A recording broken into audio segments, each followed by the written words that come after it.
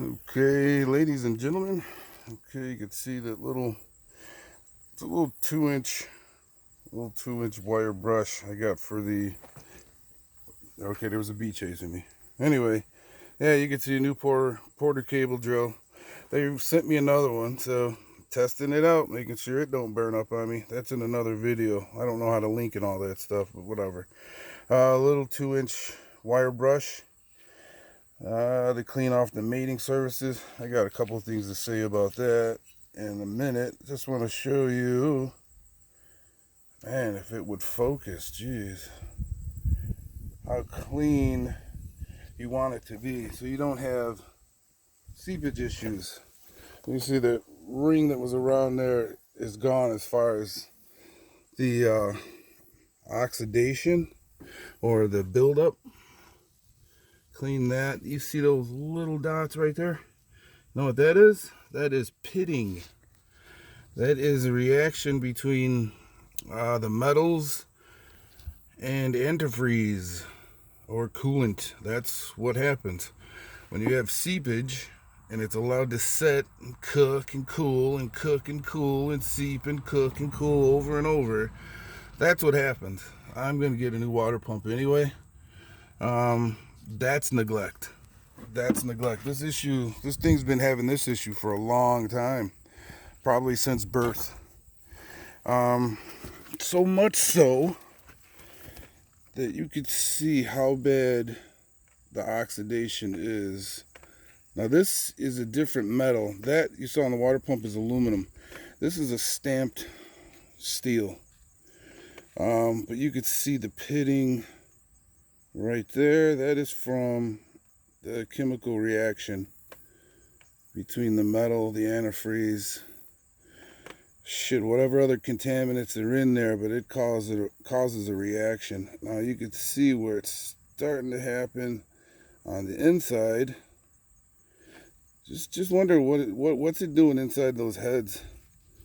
You know, if you neglect your system from not, maintenance wise, antifreeze, cleaning it, this is what it does. It's what it winds up doing. You see all those little pits right there? You could see a couple more down on the inside. I know this truck sat for a while, but this should have been taken care of a long time ago. I'm ordering another one of these because you look at here. This is where the rubber meets the road.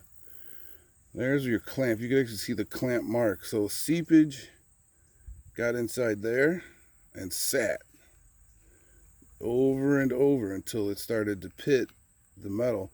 It's kind of like a rust. It's a chemical reaction. You can see all the way around it. It has done it all the way around it. Does that look like a perfect seal? And it's going to be a piece of rubber over that, but still, I would rather it finally get to this point than me reinstalling this and it starting off at that point. I don't know if that makes any sense, but you want these to be smooth and clean. Clean is fine, smooth is what you want. That right there is clean, but it's nowhere near smooth. Like I said, the water pump, you could see more pitting there. That pitting there leads to seepage past that, and it gets to that point there, and then more seepage, and then the chemical reaction starts, which is it's the same thing all the way around. This side has rubber contacting, causing the reaction, and this side is two pieces of metal with the rubber seal, which you can see it's pitted because the antifreeze was able to seep through, set, and then cause that damage. So I'm changing the water pump out. This is going to be new. I'm going to go, there's a billet one I'm seeing online. I'm going to order that. New water pump. I don't like that pitting because it's going to seep. Eventually it's going to do the same thing. No matter how clean I get that, until I can get that smooth, those mating surfaces to touch flush, that is going to continue to rot away like that or oxidize away. All of this. And eventually, like I said, these contaminants, they break loose even microscopically, but then it's in your system floating around in there. They join up together. Now you got bigger pieces, contamination in there, doing what it does. It's not good for a motor, you know, not at all. All right, quick video. Yeah, maintenance would have stopped all of this. That pitting, you know, it started off with this thing doing what this did way back when, which led to a lot of the damage. And eventually, like I said, even this seal now doesn't control seepage, or won't control seepage. The damage is done.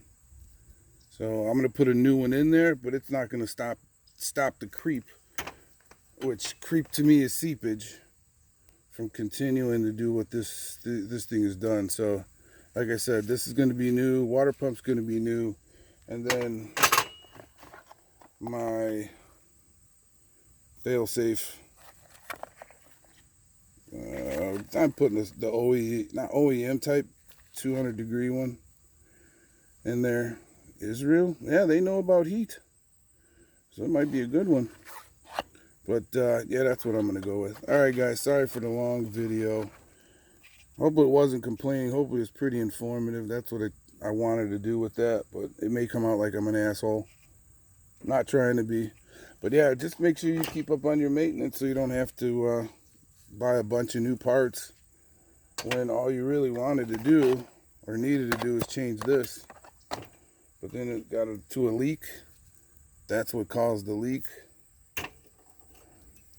And it just downfall from there. So, you know, a thermostat is now going to wind up costing me a couple $100 in parts and more time. Yeah, I'm not the first owner, but still, if you are the first owner, hey, go ahead and get in there. Take a look at this. This isn't hard to do. The water pump's going to be hard. This isn't. This is easy. Make sure your maintenance surfaces are clean and the seal's doing its job. It'll save you having to buy this. You pull that thermostat out of the water pump. If it's pitting, you know, the damage is done. But if you're getting seepage like this thing, look at it. It's all the way around. Seepage. That, like I said, I was going to smell that until the day I don't have this truck anymore, if I didn't change this. So I'd always be thinking I got a radiator leak, a coolant leak somewhere. What is this?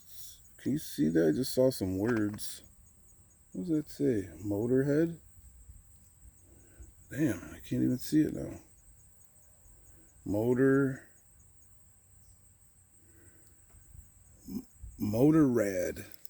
Never heard of it. I don't know. I'm going to look into that. It's a nice heavy duty one though. Alright guys, that's it for me. I'm out. Later.